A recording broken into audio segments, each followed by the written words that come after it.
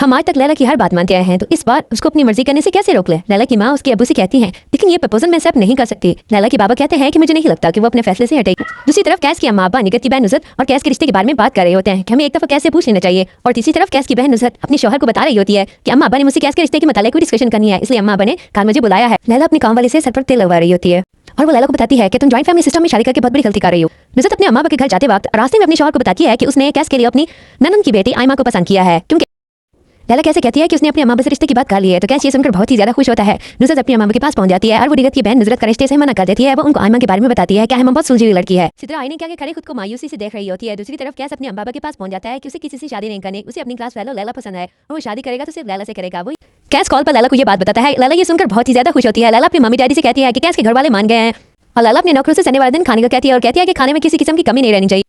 सब लोग तैयार से रोककर लैला के घर खाने पर जाने के लिए तैयार हो जाते हैं। जब लैला की माँ देखती है कि इतने ज्यादा लोग, लैला की माँ कहती है कि क्या ये रिश्ता लेने आ रहे हैं, हमला करने आ रहे हैं। और लैला की माँ उन सबको देखकर बहुत परेशान बैठी होती है। लेकिन डेट फिक्स हो जाती है। रात को लैला की अम्मा अब्बा बहुत परेशान बैठे होते हैं कि इतने ज्यादा लोगों के साथ कैसे रहेगी हमारी बेटी। लैला उनको बोलती है कि कुछ नहीं होगा मामा पापा। आखिरकार लैला और कैस की शादी हो जाती है। सारा खानदान लैला के कमरे में उससे बातें कर रहा होता है। अगले दिन लैला कमरे में तैयार हो रही होती है। सुबह घर के बच्चे बिना नॉक किए कमरे में आ जाते हैं। ये बात लैला को बिल्कुल पसंद नहीं आती।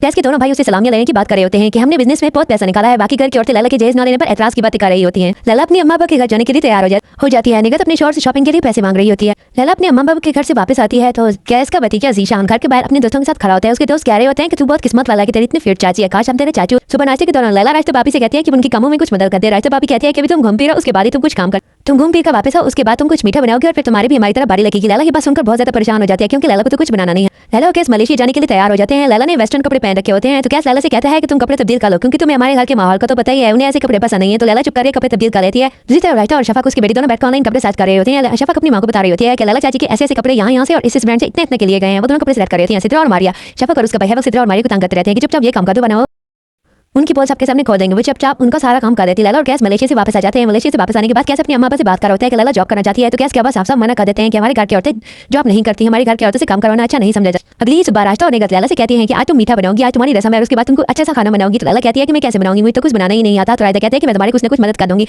लेकिन जब वो रास्ते से कहती है क्या मुझे बताएं मैं कैसे बनाऊं, तो रायता कहती है आज मुझे बहुत ज्यादा कपड़े धोने हैं, तुम खुद ही बना लो। लैला कुछ न कुछ करके खाने में रात को खाने में मीठे के साथ पुलाव बना देती है। जब रात को खाने का वक्त होता है तो सब खाना चाहते हैं। किसी को भी खाना पसंद नहीं आता लेकिन मीठा सबको बहुत कमाल लगता है। सब लैला अच्छा मीठा बनाने पर सब लैला की बहुत तारीफ करते हैं। लैला कैसे रात को बोलती है कि क्यों ना सबका किचन अलग अलग हो जाए, ऐसे तो सब बहुत थक जाते होंगे। तो कैस कहता है कि अपने अम्मा से बात करेगा। कैस सुबह होती है अपनी अम्मा से बात करने जाता है तो आगे कैस की बहन नुसरत भी आई हुई होती है। तो कैस अपने अम्मा को वो बात बताता है तो उसकी अम्मा से नुसरत कह दिया कि आपको अलग करना चाहते हैं, अभी आई नहीं, पूरे एक दिन ही नहीं हुआ और ये आपका बेटा आपसे छीनना चाहती है। ये बात सुनकर लैला बहुत उदास होती है। लैला कहती है कि मेरे कहने का ये मतलब नहीं, सब लैला के बारे में बहुत बुरा बोल रहे हो। इस तरह की मजीद वीडियोस देखने के लिए मेरे चैनल को सब्सक्राइब करके बेल आइकन को क्लिक कर दें।